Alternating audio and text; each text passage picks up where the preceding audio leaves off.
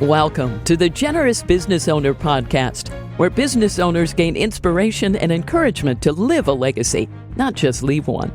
And now your hosts, Jeff Thomas, Alan Barnhart, and Jeff Rutt.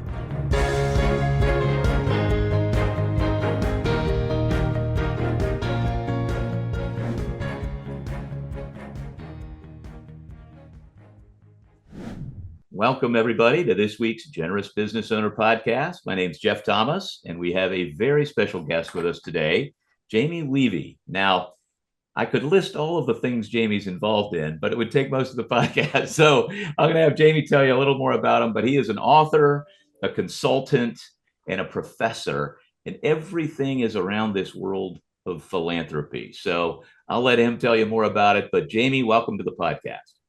Thank you. And thank you for doing this. I was really excited just when I came to understanding of what you're doing with this outreach. And yeah, really honored that you would care to even have me on it to share my stories, and hopefully there's some value to them. You just as a kind of high level, everything that I do, everything I'm about comes down to philanthropy. And for me, based on my worldview, if I'm teaching academically, I got to go by the standard of voluntary action for the public good.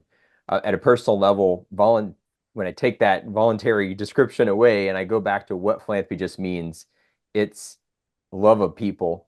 And as a Christian, my worldview, I've always held that was God's first act of creation, and how we express that love in the nonprofit sector, which is my passion and my calling, which is through giving of ourselves through either financial means, our giftedness to volunteering, or becoming an advocate and a voice for those who don't have a voice.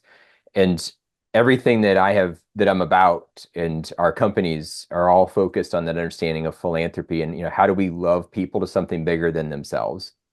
And that's philanthropic leadership to me. And we have a couple of companies that focus on that, but I say in the big picture, everything we do is all focused on organizational capacity and impact, specifically for nonprofit organizations, individual philanthropists, or private foundations. We just do that through a couple different companies that we've built that do organization development consulting or financial services and accounting, but all specifically within that sandbox. Well, perfect. We'll get into more of that in a minute. And I just, but I love the stories that you have. Clearly, you have a lot of stories. And I always tell people I don't actually know anything. I just know a lot of stories. But hopefully that's how I learn. And I hope some of the folks listening, they enjoy that as well. So we always try to start, Jamie, with just some background on you. Where did you grow up? What was your family like? Do you have siblings? Any kind of spiritual formation or lack thereof? Any entrepreneurial bent? What was it like in your household growing up? Yeah, so I grew up a family of five. So I have two siblings, a sister and a brother, and I grew up in rural Indiana. My family was from Nova Scotia. Both my parents were from Nova Scotia. They actually met in Boston, and then we moved into rural Indiana. And it was kind of interesting for us because we didn't have relatives around, Right. And so we were, pretty isolated growing up. And I'm in my 50s, so it was a little bit different time than it is now, and not having people around you. And I would say from an early stance, I was pretty entrepreneurial in that, just trying to do whatever I could to earn money. If that was cleaning rust off old tractors, if that was taking, sickles and chopping out weeds between corn rows and river bottoms, or mowing grass, or anything, washing and cleaning toilets and offices, or you name it. I just cobbled lots of pieces together. Yeah. And then what about, did you go to church, not go to church? What was that like? Yeah, so we did not. My family was faith-centered to a degree. I think we weren't plugged in really into a church, but I remember growing up with my dad, and always having some radio on with a Sunday morning preacher. And Oh, really? the challenge with that is, I think when I look at kind of where we were faith-wise, I think my parents had a little bit of backlash from some major televangelist corruption that happened at a certain time. And I think that led to some skepticism for them and probably it became a little bit more of a barrier for us to get plugged into a church. And, and also keeping in mind, we were in a community of about 3,500, and my dad, in a business that he had brought in, employed about 600 of those individuals. Oh, wow. And there was a belief by my father, who is, if he were alive today, would be in his 90s, well in his 90s, but there was a belief by my dad that we had to really keep separation. Like he didn't feel that he could necessarily become best friends with people who worked within his Yeah. company. Um, and so we stayed a little bit more isolated because of that. Yeah. But we had a great childhood. I mean, we were very close as a family and still are. Yeah. My father has long passed, but the rest of us are still really close. What kind of business did he have? So he worked for at the time, which was carborundum commercial filters. They did filtration systems for Haviland DuPont nuclear subs. And he actually started working in this company when he retired. He'd been there almost 47 years and had a eighth grade education. Wow. He immigrated from Nova Scotia into Boston, and that's where he started sweeping the floors in this company. And just continued to work through and work his way up in it. And they took care of him and my mom. And they moved primarily. The number one reason they moved was because of economics. The interstate where they were moving to, there was a river there, land was less expensive, there was a really solid workforce, and they were looking for a place to start this new division of the company. And that's how we ended up making a move. Wow. So he was kind of working for that company his whole life and Yeah. went high enough to where he was helping run it. You remember Yeah, what? so he would have so this was a larger manufacturing company, and yeah, he basically managed and ran that division Wow. um and stayed there his whole life. Actually retired, and probably when he was about 64 decided Yeah. to go ahead and Yeah. take an earlier retirement. And now, but obviously, we were talking before we started recording about kind of your faith journey a little bit, and Yeah. so it happened kind of later. And maybe this is was that in college, post college? What were the college years like? Like, Yeah, so it happened my freshman year of college, and I'm a huge fan of Campus Crusades for Christ. Didn't know them at the time, and I happened to get plugged into a great guy that invited me to a crew outreach on my campus floor and started helping me understand and really put together, the pieces of understanding of God's plan for redemption and salvation through Christ that I think I had sensitivity to, yeah, but had never been able to respond, and help me to understand not just what that meant intellectually, but what that meant to have a truly a personal relationship with Jesus Christ, and what that meant on every level, academically, spiritually, emotionally, etc., and all through just a great once a week hangout time that we had. And so at that point is when I was like, all right, Lord, if you're real, I believe you are. You just take me where you want to go, and I'm on this journey, whatever it means. it just never ceases to impact me when I hear stories like yours of the importance of a personal invitation. Amen. I think about all the times that I maybe haven't responded to that little tug, and how important it is to respond to that little tug, to just invite somebody to a little Bible Yeah. study or a church or whatever, and you don't even have to be employed by crew to do it. I just Yeah. That's such a simple but profound story, and that's all. Somebody had to introduce it to all of us, whether Right. it's a family member or not. So, Absolutely. And in my life, just recently, I received a really humbling award, which is a Lifetime Achievement Award by a university. And I was reflecting on that, and I've got a lot of years left in my career yet, and I think about the individuals who cared enough when I was a freshman in college to say, "Hey, you matter. Why don't you hang out with us and just learn that maybe there's something bigger for your life than you understand?" And it doesn't matter whether someone has a faith worldview or not. There's no denying the impact that God has had through my career on people and just helping people to be in a better place. Doesn't matter what worldview or faith they have been of. I can rest assured that the work that God has done through me over all these years has had a great level of significance. And I take a lot of that back to those guys who just were brave enough to reach out to me, who was not living a life that would reflect what they would have wanted me to live, to say, hey, you do matter. It's beautiful, man. And really, I mean, it's just a great story that puts you on this trajectory for your whole career and kind of gives you the why, I think, Yeah. behind this thing. So you're going to Indiana. Shout out to the Hoosiers out there. I was born in Indiana. We talked about that. So I have a great respect for that place and a little bit of knowledge of it. But and then you get out of school. So what did you study and what was your first job out of school? Yeah. So a couple of things there. My undergrad work was in environmental science and management and public management through the now what is the O'Neill School of Public and Environmental Affairs, IU, which, by the way, is the #1 program in existence in that field and continues to be.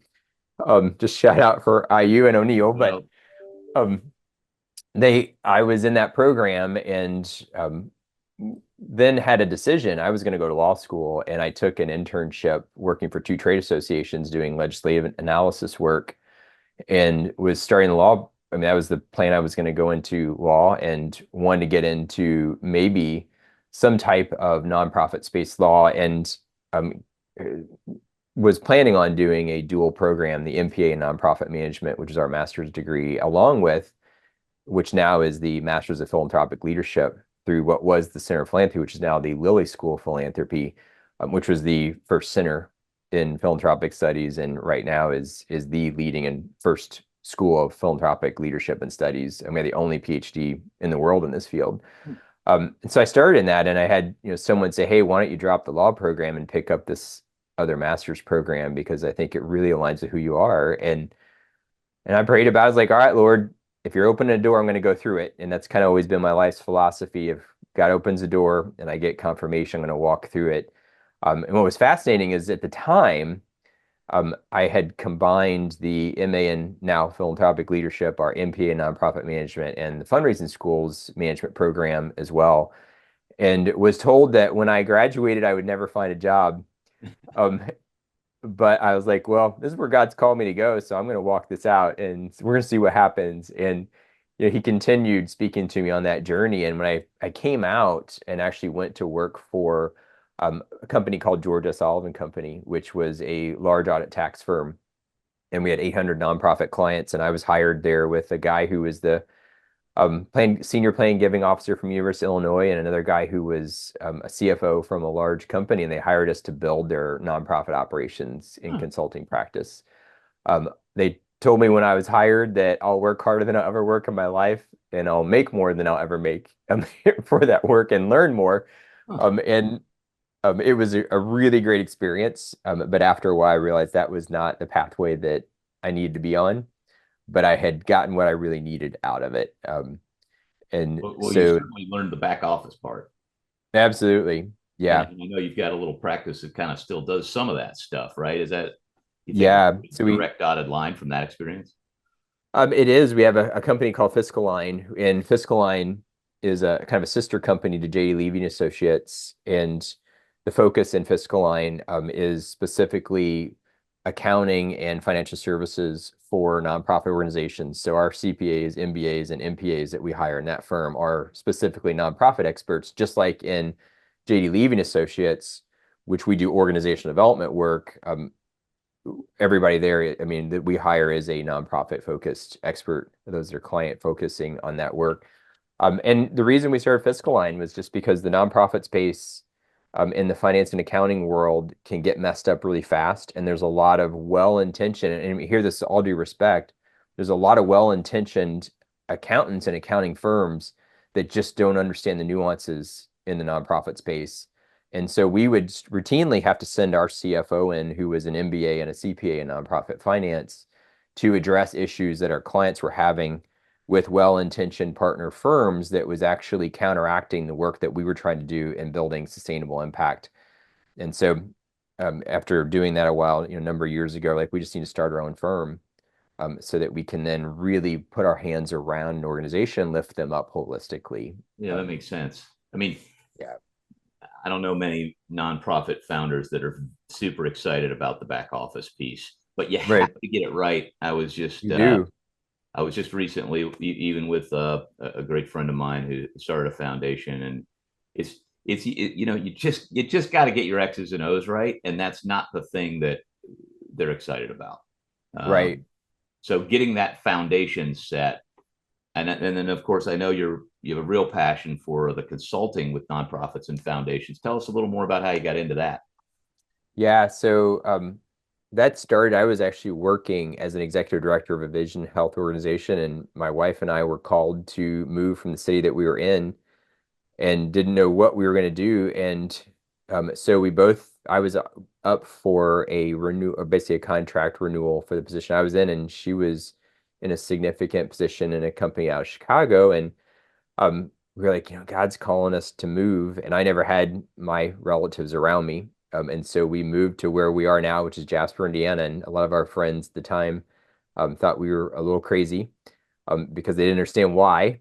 But we resigned from our positions, we moved, and I just kind of rested knowing, all right, whatever you want me to do, God, like, I don't know what I'm going to do with my expertise in this small community of 20,000. And I started getting phone calls from Israel, from Houston, other places around the country saying, hey, we hear you're taking clients and that you're the person we need to talk with. And I was like, well, I guess I am. Wow. You And did the move to be closer to family? Is that what you said? yeah, that was the sole reason. Without jobs, and then you're going to go figure it out. And how old were you guys? Yeah.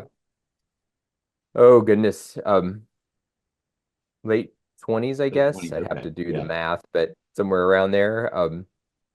Yeah, somewhere, yeah, early, late, yeah, right around there. And so, yeah, I didn't know what I was going to do. And so I had just one project in place that I was doing a couple hours a week with, and yeah, I just did not know, and started getting phone calls, and I was like, all right, Lord, I'm just going to walk through the door. I guess we're taking clients on, and then that just started the whole focus with JDLA, which now is, we're coming in our 25th year of business.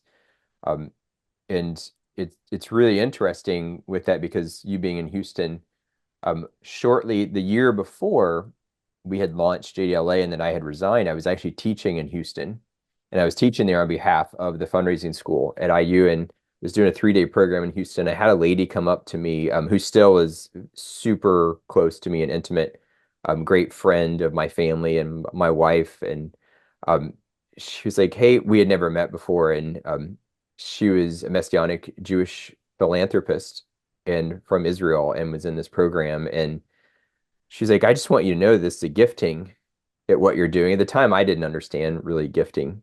Um, and I was like, I just knew it was something I did because I loved, and that's why I continued to teach. And she's like, this is a gift. And she's like, I don't know if you realize it, but God's using you to translate biblical concepts into the language of organizational development. And I see it completely. And you really need to pray about what he's going to do with that.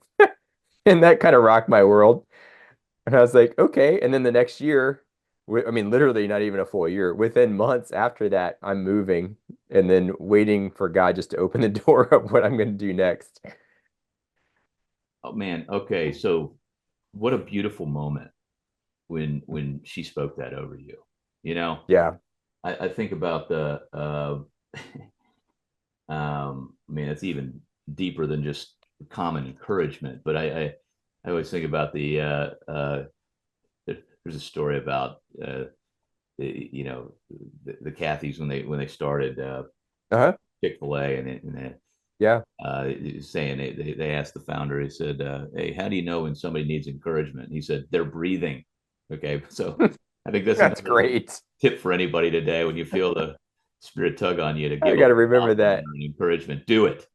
That's awesome. And but okay, so that's a beautiful thing because you sort of, even the way you said it, kind of translating scripture Right. into organizational development. What do you think that means? Now you've spent decades doing that. What Yeah. tease that out for those of us that don't think of those words as common? What does that look Yeah. like? I think for us, for me, what it has become is really living out at a personal level this understanding of philanthropy that we talked about earlier, um, love of people, and how do we express that in how we build boards, how we build organizational impact, evaluation metrics, how we define outcomes within our organizations. And at the end of the day, in the nonprofit sector within civil society, I mean, we really have one core purpose, and that's to help individuals become something bigger than they are and to give a voice to those who don't have a voice. And that rests on this pure love of people, which again, in my worldview, comes from God's love of us. And so that is the lens. I mean, I've got expertise, academic and experiential, in how to build nonprofit organizations. But that expertise doesn't matter if I don't have the DNA behind it, Yeah. which is this understanding of truth that comes back to how do I truly love someone to something bigger than they are in their organization. Okay. Okay. Wow. That's There's clearly a lot there on the background of the why. Okay. Right? Of sort of God first loved us. Now, how do we work this thing out? Yeah. And we can take this wherever you want, but I'm really intrigued about what are maybe two or three things that when you walk into a nonprofit, that that's kind of your little gap analysis, that you're like, man, here are the Yep. few things you really got to get right, and often aren't right. You want to share Yep. it? Yeah. I would say number one is, how do they view relationships? I mean, that's the core litmus. Do they see, if it's we work with secular and faith-centered organizations, so this really isn't about a faith element, but do they view the individual that they are serving as someone that they're trying to fix, or as someone that they're working through to something bigger than that person? And are they helping that individual to be, as that person, a part of their theory of change? Are they truly a part of their story of impact? What's an And then example of that? What's an example of that? yeah, Maybe before so and after. sure. So let's say that we'll use a simple one that's easy. Let's say I have a mentoring program. Yeah. Is my focus with youth in my mentoring program to fix them so they meet a benchmark? Or am I speaking into their life so that they become an advocate for something bigger than themselves and they start to influence bigger change through them, whatever that might be? Oh, that's fascinating because I was just this weekend at a board meeting for a foundation, and they were voicing frustration about the lack of metric reporting. Mm-hmm. Some of the nonprofits they support, Yep. the lack of those metrics. But okay, now you receive that as a nonprofit. We got to get our metrics. And it would seem there might be a temptation. Of course, there is a temptation. Let's just put it on the table to Yep. get so metric driven Absolutely. that it becomes. So, how do you think about that issue? Yeah. I'll answer with a quote. Robert M. Pirsig, who wrote a book called The Zen Art of Motorcycle Maintenance, had a really cool quote, and that was, to live only for some future goal is shallow, because it's the size of the mountain sustain life and not the top. And when you go back to something I know you're passionate about as well, and that is, do I understand the difference between success and significance? King Solomon, or King David, I think, no, I think it was Solomon, made the quote that, with success, my influence is limited, but with significance, my influence is unlimited. When I understand influence compared to success, success is about the win, significance is about the journey, and success measures metrics, and success measures, um, you know, lots of KPIs and Right. the results that I'm driving, but significance asks, does any of it matter? And do I understand the relationship and can I create change through that relationship? Am I truly adding value to a person? Which I mean has to be the question we ask about everything. And so I'll give you just one example because this is something that I am in a lot of conversations about and was recently in a conversation with one of our funders about this very topic. We've got a particular client that rescues individuals out of the adult entertainment industry and sexual trafficking internationally. And this happens to be a faith-centered organization. And one of the metrics that a funder wants to see is, okay, one of the many different pathways. It's a very complex pathway, but one of the things they do is they are able to get them into life groups in small study groups, et cetera. And so the funders will ask, okay, well, how many people are showing up? Right. But what funders aren't asking that people need to start to ask is what does it take for someone who's in the adult entertainment industry to actually show up on a Tuesday night when they have to endure pressure, they have to escape their safety nets that as dysfunctional as they might be, there's still safety nets for them and venture into places they no longer have safety nets. When they have to put risk on the table because people don't want them to show up at a Bible study on Tuesday night, like that's the question we too often don't ask as funders is we look at the KPIs, the key performance indices on, okay, well, how many showed up, how many stopped coming? But we don't ask, what does it actually take for someone to show up?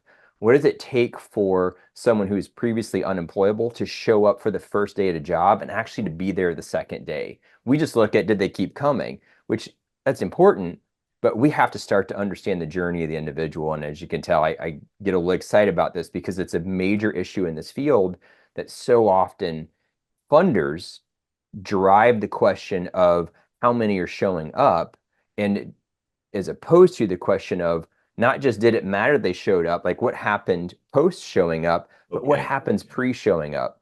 How do we ensure that someone who comes from a high risk urban neighborhood can actually be successful on a middle income class college campus? And what does it take for them to actually get to that campus? So those all play into questions that I would ask. I think like a funder, okay? And I think most of the people listening to this are probably business people. You know, it's the Generous Business Owner podcast. So like right. They're funding these things. They got all these KPIs in their business or else it wouldn't be successful, you know? And they're driving that stuff, but you can't forget the human part there too. So when you're talking, I'm thinking about that too. Right. So it sounds like you're just asking them to kind of go maybe one step deeper. Don't just list these things, but maybe. So what's your advice for a foundation or just a business owner who's just kind of funding these things? How would you just describe what to kind of look for beyond just the metrics? So I would, again, it goes back to the first part of that question is I want to know what are their, so if they're providing a service, what does the person mean to them? And I would want to know, what does the board mean to that organization? Is it a board of individuals who are showing up at meetings, or is it a board that's really a body of leadership that's living out a physical manifestation of the cause? Like, do they carry it with them? Are they advocates for it? I'd want to know about their donors. Do they see their donors as checkbooks and their volunteers as free labor? Or do they see that they actually have a ministry to the donor and the volunteer that's just as important to the ministry or the servanthood that they're providing to the people they serve? Do they see the donor and the volunteer as relationships who become advocates for the movement of change that they're about? I really like those questions because they're also reasonably simple to ask. Right. And, when you have a business to run and you have a heart, God's leading you to support certain things, it's hard enough to kind of get the money together, right. Figure out your focus, now who to support, and what are the right questions to ask. Literally, we were having that meeting this weekend about the questions to ask and getting better at asking the questions. So I think absolutely those are critical. What does the person mean to them in their mission field? Yep. What does the board mean to them? What does that look like? Who do they ask? Because sometimes people just want checkbooks there, Right. Um, Yeah, we turned board members into commodities. we do, or they just do work. Right. Um, and then how do you see your ministry to the donor? I like And the that too. volunteer. In the volunteer, yeah. We we had a guy on the podcast recently who said he got a letter that said, "Dear donor," you know, I'm going to say that's maybe invest in a little better software. Okay, to at least Yeah, get the first totally. name in there. so, Absolutely. so what are some other things you'd like to share business owners, as they fund things to think about, or they're on boards, Yeah. or they're being asked to be on boards and that sort of thing. What are some other things you might share with us about that world? Sure. One is just because a lot of these things I cover in the book I've written, which is Giving for Impact. It's on our website on Amazon, but We'll put a I link teach to a it in whole the show notes. cohort program around that understanding, and have a lot of impact on people who just want to know themselves and know how to make a difference. Hmm. And it's one of the biggest challenges we hear from individuals who want to make a difference in the nonprofit sector, whether it's a board member, and we'll probably do 150 board evaluations a year. And one of the biggest concerns that we hear from board members is, I just don't know that I'm making any difference. Like, am I Yeah. adding value by being a board member? We hear the same thing from donors. Um, so one is understanding that but the other as a business owner, um, and I'd say this now from my Christian worldview perspective. When we started our business, there were two things that were very clear, and this was easy when it was just me. But we have 18 in JDLA, and then Fiscal Line is a separate company. Um, but one was we were to ground it in intercession and prayer. And what that means for us is that as we have grown, money that would typically have gone into profits, we use to hire an intercessory and prayer team. And they seek biblical discernment, spiritual discernment for our company, for issues that we're processing, as well as for our clients. And it's not something our clients typically know until after they've become a client. And if they want to be a part of that, they can. But it doesn't matter whether they're a Christian or a secular organization, we're still interceding for them, because we believe in the power of the Holy Spirit to help all the people that God's called us to serve. But the other is we set out, and this was Larry Burkett, which I'm sure you're well familiar with, Absolutely. huge influence on my life. And as we've built our businesses and we started, my wife and I made a commitment to be a gross tithing business. And when it was just me, it was a little easier. But I remember a pivotal time, and we were probably 10 years old or so. And um, so when I say gross tithing, for us, that ends up, we probably give close to 40% or more of our personal income. And so we make a choice to live sacrificially because of that, and God always blesses it. Was it the founder, J.C. Penney, said that I can't outgive God, and the more He gives out, the more God gives in. And God, there is a kingdom economy.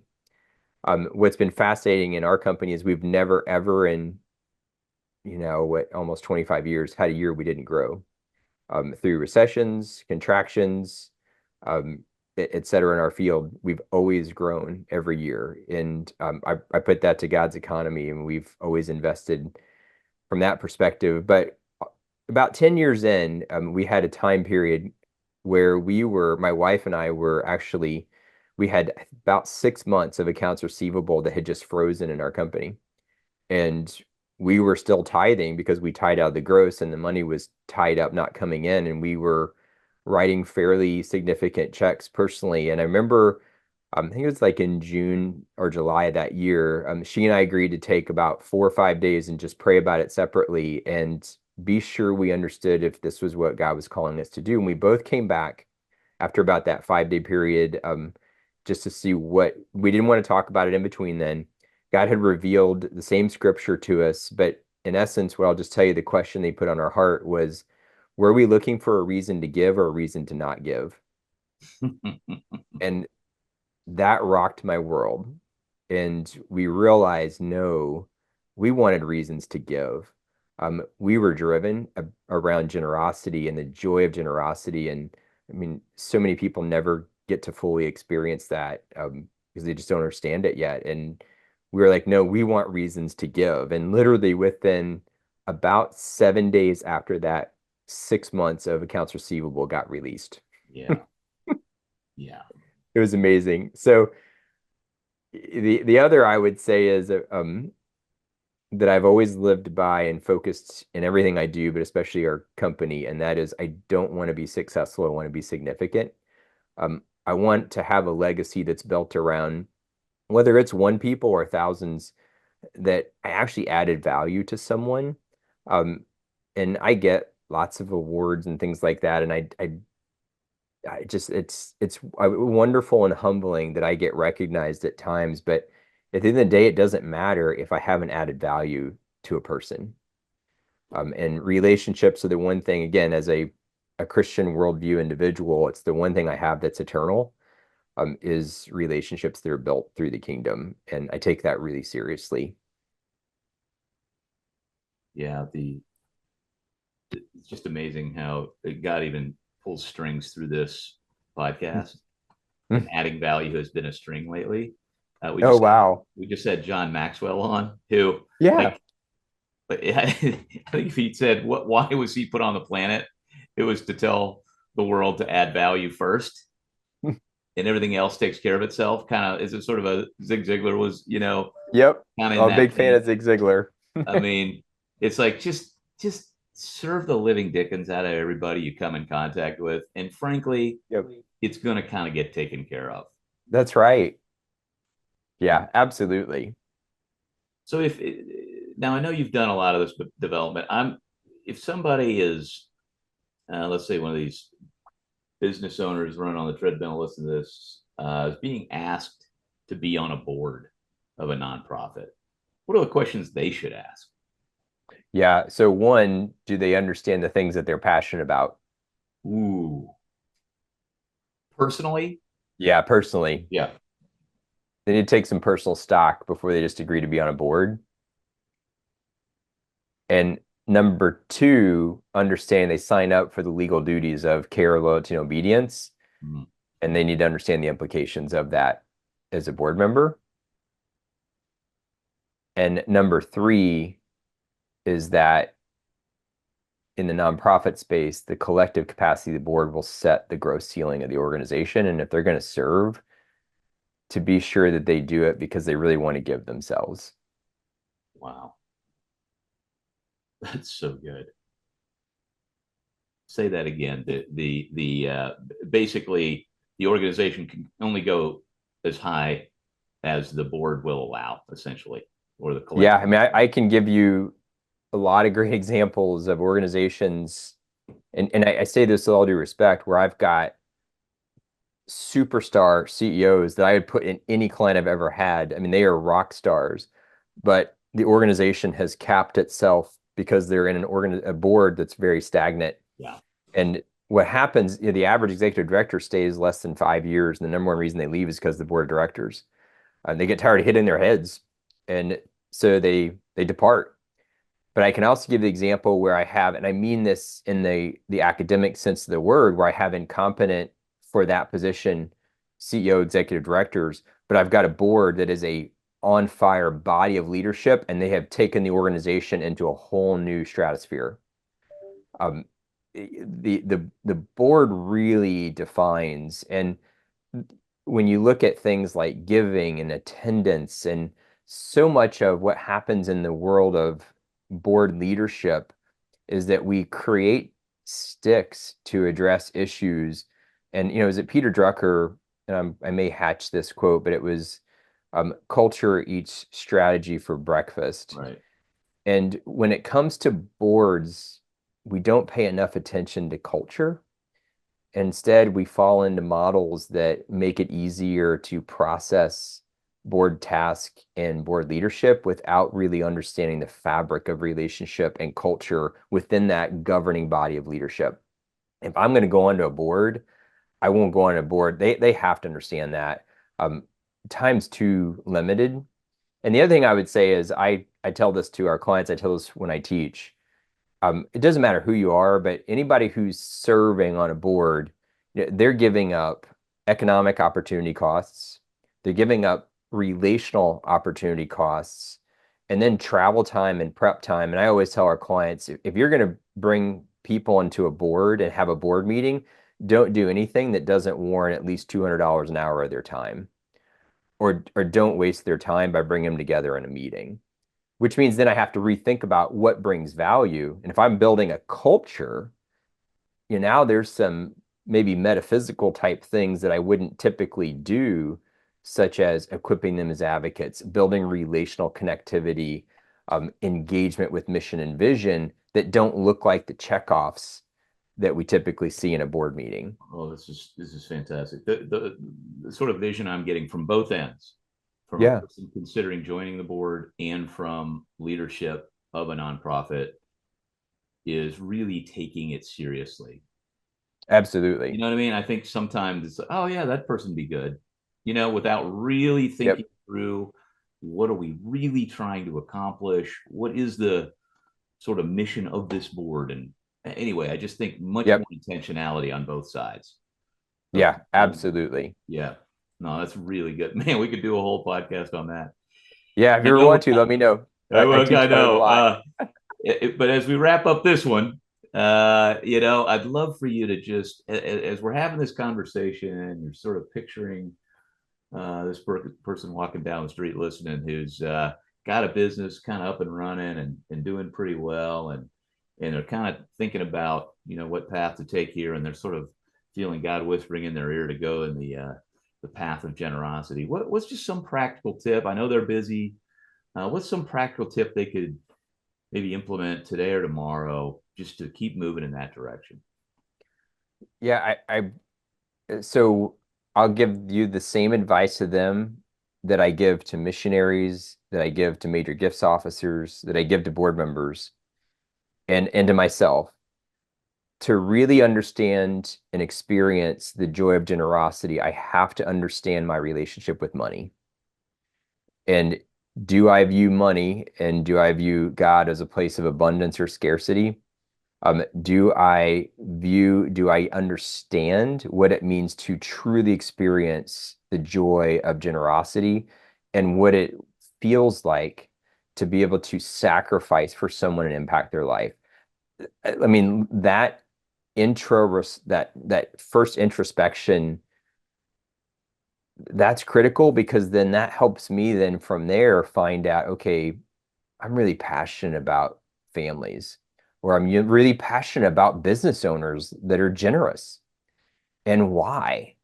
Because I mean, you see what happens when someone is able to take something that they have a gifting to create and now can take it into constituencies that they had no idea that they can find and bring something very special into those constituencies by being a generous business owner, just like what you've done here.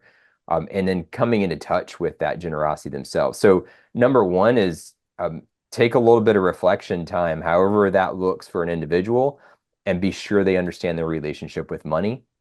And then second is, do they understand their relationship with generosity? Where have they experienced that? What has that meant to them? And Jeff, I give an example. I do a lot of work with philanthropists. I take philanthropists to cohorts.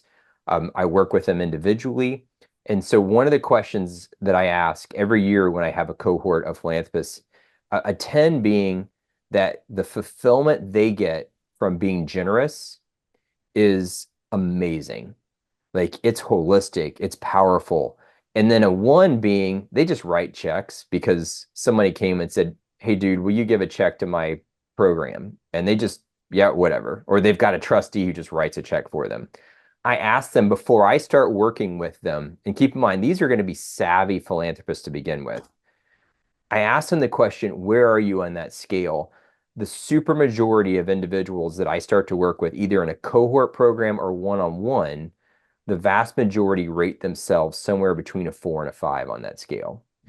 So these are really savvy philanthropists who say, yeah, like, I don't really know what this feels like or what that experience is like yet, but I want it.